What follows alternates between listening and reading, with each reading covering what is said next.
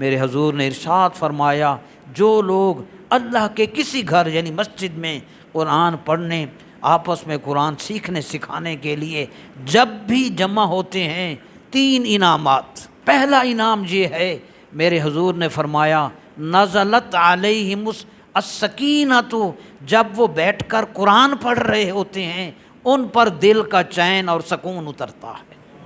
ایک دوسرا، اللہ فرمایا وغشیتہم نزلت علیہم السکینۃ، جب وہ بیٹھ کر قرآن پڑھ رہے ہوتے ہیں ان پر دل کا چین اور سکون اترتا ہے۔ دوسرا، غشیتہم الرحمہ، ان خوش نصیب لوگوں کو اللہ کی رحمت ڈھانپ لیتی ہے۔